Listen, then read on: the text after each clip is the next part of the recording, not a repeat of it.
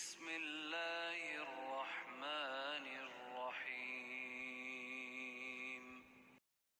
السلام علیکم ورحمۃ اللہ وبرکاتہ۔ شہزادی کائنات بی بی فاطمۃ الزہرا سلام اللہ علیہا جب بیمار تھیں تو مدینے کی چند خواتین آپ کی عیادت کے لیے آئی تھیں۔ ان خواتین کے درمیان آپ نے جو خطبہ ارشاد فرمایا، آج ہم اس کا تذکرہ کریں گے۔ پورے مدینے میں شہزادی کی بیماری کی خبر عام ہو گئی، لیکن آپ نے کبھی بھی اپنی لا علاج بیماری کی شکایت نہیں کی، بلکہ صرف دیوار اور دروازے کے درمیان پسنے اور اس سے آپ کی پسلی کی ہڈی ٹوٹنے اور آپ کے بیٹے جناب محسن کی شہادت واقع ہونے اور رخسار پر تماچا لگائے جانے کی تکلیف کا ذکر کرتی تھیں۔ ان تمام باتوں کی وجہ سے آپ کی صحت روز بروز گرتی چلی گئی۔ ایک روز مدینے کی کچھ خواتین جب آپ کی عیادت کے لیے آئیں تو آپ نے ان کے درمیان ایک خطبہ دیا۔ ان عورتوں نے واپس جا کر اپنے مردوں کو اس سے باخبر کیا تو ان کے شوہر جمع ہو کر آپ کی خدمت میں معذرت طلب کرنے آئے، مگر آپ نے ان کی معذرت قبول نہیں فرمائی۔ اسی طرح جب یہ خبر عام ہوئی کہ شہزادی کائنات ارباب خلافت اور اپنی خاموشی وغیرہ سے ان کا تعاون کرنے والوں سے ناراض ہیں تو کچھ لوگوں کو غیرت آئی اور انہیں یہ احساس ہوا کہ انہوں نے غاصبین خلافت کی تائید کر کے بہت بڑی غلطی کی ہے۔ شہزادی نے گوشہ نشینی اختیار کر کے اپنے کو پوری قوم سے الگ کر لیا تھا، بلکہ یہ لوگوں کو تنبیہ کرنے کا بہترین راستہ تھا، خاص طور سے جب کہ مولا کائنات آپ کو رات میں سوار کر کے اپنے ساتھ لے جاتے اور آپ انصار کے گھروں میں جا کر ان سے تعاون اور قیام کی درخواست کرتی تھیں، مگر آپ کو ان سے کسی ہمدردی کے بجائے بے رخی کا ہی سامنا کرنا پڑا۔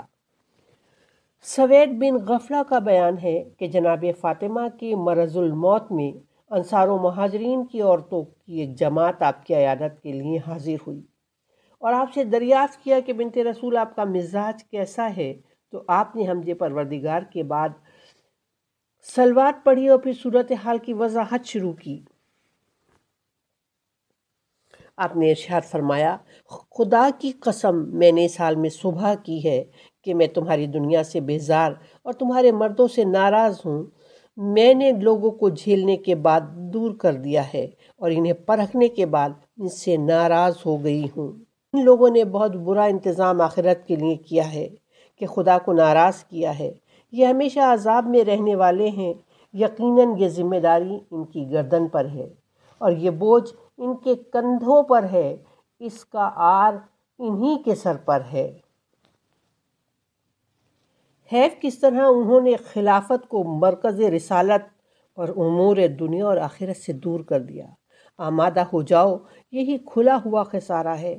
آخر ان لوگوں کو ابوالحسن کی کون سی بات غلط محسوس ہوئی؟ یقیناً یہ لوگ ان کی تلوار کی کاٹ اور موت کے مقابلے میں ان کی بے خوفی اور میدانوں میں ان کے شدید حملوں اور ان کی سخت سزاؤں اور راہ خدا میں ان کے غیظ و غضب سے ناراض ہیں۔ وہ خلافت حاصل کر لیتے تو نہ دنیا کا کوئی فائدہ حاصل کرتے اور نہ کسی عطیے کو اپنے لیے مخصوص کرتے، علاوہ اس کے کہ صرف پیاز بھجانے اور شکم سیر کرنے بھر کا سامان لے لیتے۔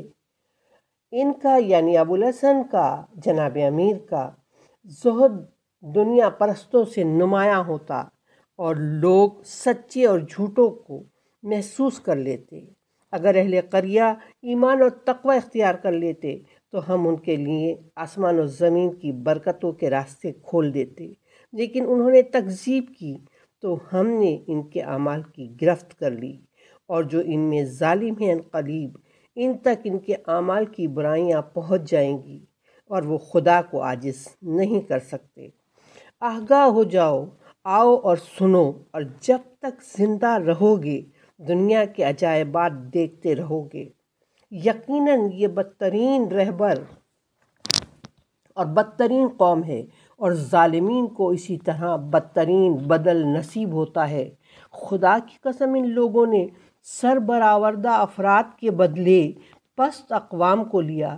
ذلت اس قوم کا حصہ ہے جس کا خیال یہ ہے کہ وہ بہترین اعمال انجام دے رہی ہے۔ آگاہ ہو جاؤ کہ لوگ مفسد ہیں۔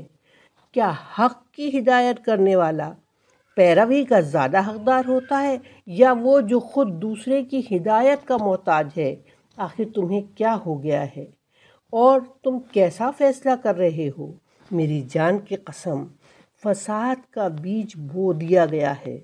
اب نتیجے کے وقت کا انتظار کرو اور اس کے بعد پیالہ بھر بھر کر گاڑھے خون اور مہلک زہر حاصل کرو گے۔ اس وقت اہل باطل کو خسارے کا احساس ہوگا اور بعد والوں کو معلوم ہوگا کہ پہلے والوں نے کیا کج بنیادیں قائم کی ہیں۔ جاؤ اپنی دنیا میں عیش کرو۔ عنقریب کاٹنے والی تلوار اور بدترین ظالم کے حملے اور ستمگروں کا ستم سامنے آنے والا ہے جو تمہارے حصے کو مختصر کر دے گا اور تمہاری جماعت کو کاٹ کر پھینک دے گا۔ اس وقت تمہارے واسطے حسرت کا موقع ہوگا کہ تمہارا انجام کتنا برا ہوگا اور تمہیں اس کی خبر بھی نہیں۔ کیا ہم تمہیں زبردستی اس بات پر آمادہ کر سکتے ہیں جسے تم پسند نہیں کرتے ہو؟ اور تو نے اس پیغام کو مردوں تک پہنچایا تو مہاجر و انصار کی ایک جماعت معذرت کے لیے حاضر ہوئی اور کہنے لگی، سیدۃ نساء العالمین، اگر ابو الحسن نے بیعت تمام ہونے اور عہد کے پختہ ہونے سے پہلے ان باتوں کا ذکر کر دیا ہوتا تو ہم انہیں چھوڑ کر کسی طرف نہ جاتے۔ آپ نے فرمایا، تم لوگ دور ہو جاؤ، اب اتمام حجت کے بعد کوئی عذر قابل قبول نہیں ہے۔ آخر میں ہم دعا کرتے ہیں، پروردگار عالم ہمیں دنیا اور آخرت میں محمد و آل محمد سے آخر میں ہم دعا کرتے ہیں کہ پروردگار عالم ہمیں دنیا میں محمد و آل محمد کی تعلیمات پر عمل کرنے کی توفیق عطا فرما اور آخرت میں ہمیں محمد و آل محمد کے ساتھ جوڑے رکھنا، اور پروردگار اپنی آخری حجت امام زمانہ کے ظہور میں تعجیل فرما۔ ربنا تقبل منا انک انت السمیع العلیم۔